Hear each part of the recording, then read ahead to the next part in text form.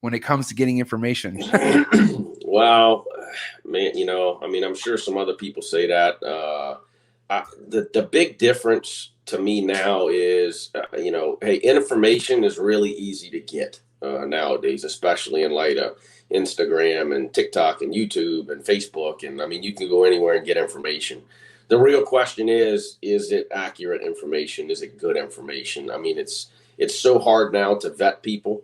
And I think that's the downside to that, because I see people that get information and I have, some reservations about the information they have. Unfortunately, I'm nowhere near as active in that digital, internet world as I used to be on those forums. I just don't have the time to do it. And so I find myself a lot of times really wanting to respond to something I see and just not responding, because I know it's going to turn into a back and forth conversation that I don't have time for. And that's horrible.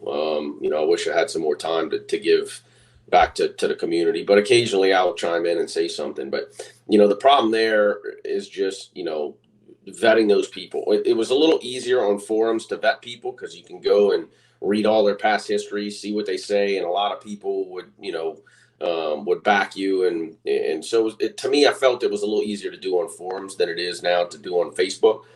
Because if somebody wants to vet you, they have to take it upon themselves to go do some digging, look, see what see what you are, see where you came from, see what you know. And it's a little harder to do.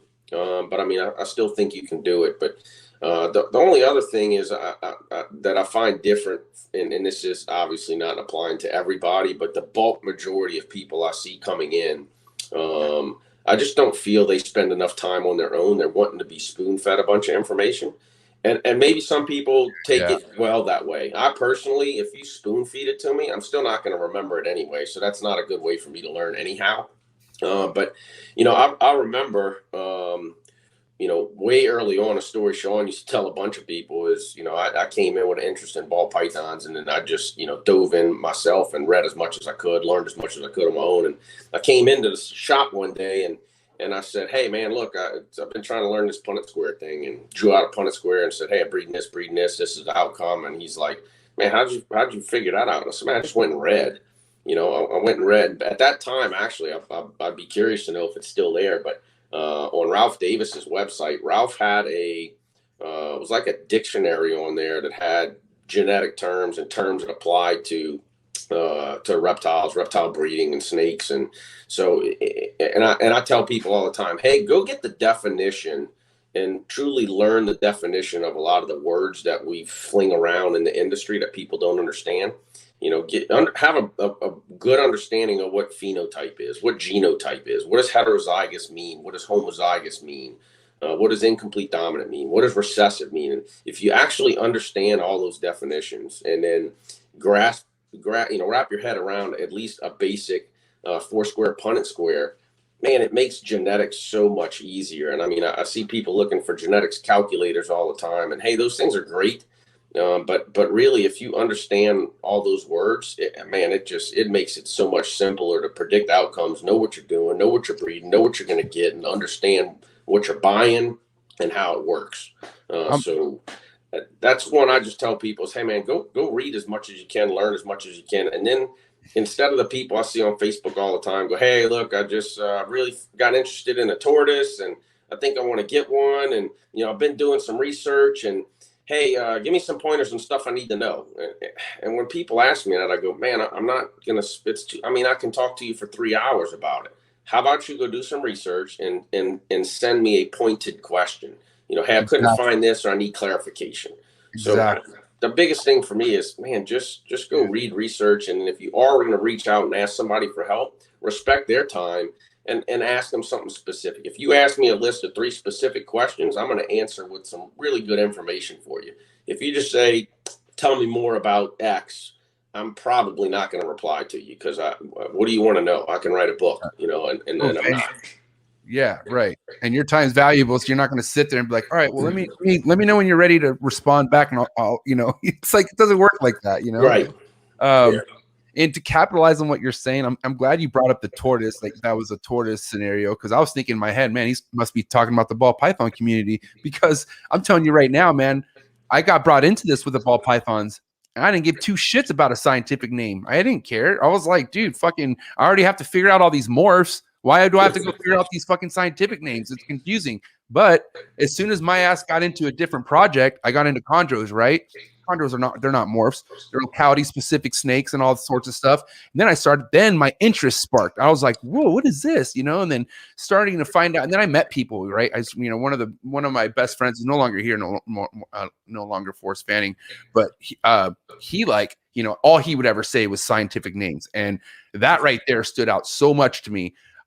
But I felt like I needed to get the fuck out of the ball python game in order to learn that. Like, and there's and no disrespect to anyone in the ball python game, but not too many people in the ball python game that I've met personally fuck with scientific names or do any of that kind of stuff, because I feel like it's like a whole like ball python game. It's like a own like crazy big. I mean, think about all the morphs you have to remember. That's just what I'm thinking on the top of my head. I own a bunch of other stuff now too, and I'm really keen on trying to call them by their scientific name, and not even on purpose. It's just naturally, that's just what I want to do now for whatever reason. But I didn't like, I felt like I was lazy when I was just doing ball pythons. I didn't feel like I gave two shits about any other stuff like that. Hey, I'll tell you, I knew Forrest well. Forrest was infamous for that and would throw something. I have to go look it up because I don't know what it was, especially when you got to talking about lizards. It's a shame. I mean, and hey, again, there's nothing against the ball python world.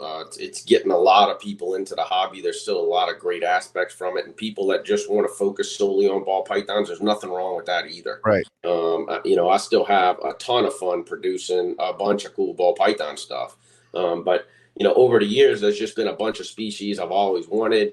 And I just collect a few and get a couple of animals, and those things really fascinate me, probably because I think some of it even comes down to the fact that ball pythons, I've hit the cruise control button on that. I've been doing it so long.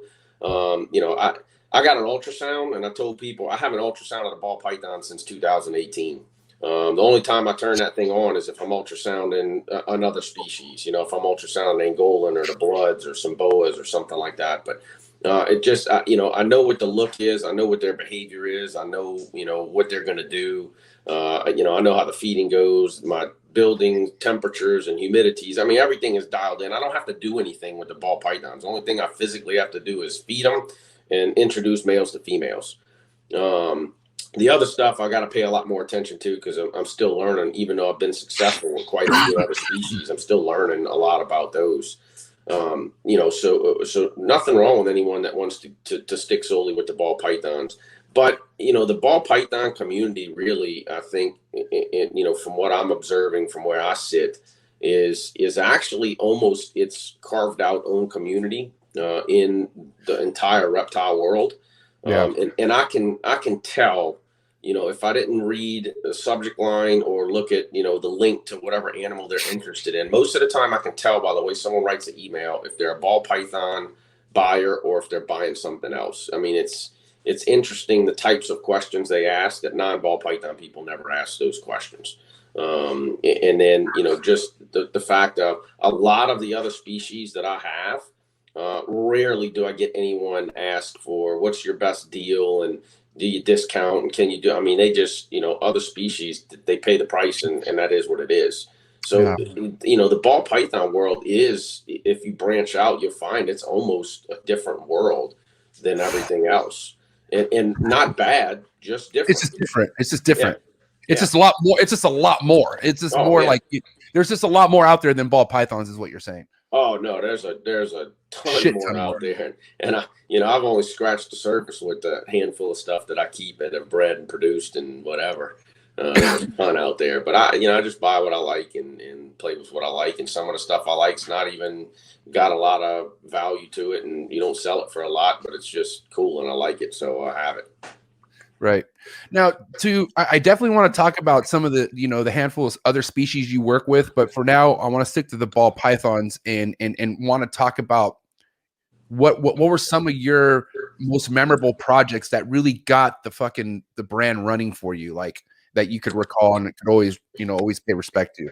So, I mean, the first, expensive animal, I mean, I use that term lightly. Everyone's going to define it differently, but the first expensive animal I bought was a pinstripe. I paid 20,000 for my pinstripe male. And I mean, that was a project that I just truly enjoyed way back at the beginning. Back in the late 90s, and there was even fewer, but definitely in the early aughts, 03, 04, 05. There was only a handful of pattern mutations you could get, and I mean, pretty much it was spider, genetic stripe, and pinstripe. That was about it. And I had a spider. I actually had some genetic stripe stuff, but pinstripe was the pattern mutation that just I really loved, and I've loved it since day one. So bought a pinstripe way early on, and did a bunch of stuff with pinstripes. So that was a big spend, and memorable project. But I mean, I think what really I kind of got my name for way early on, and to this day, I still have a lot of people that forget I produce it, but or make a lot of it, or that I'm towards the leading edge of a lot of those projects, and a lot of it has to do with I got so many customers that buy that stuff before it ever hits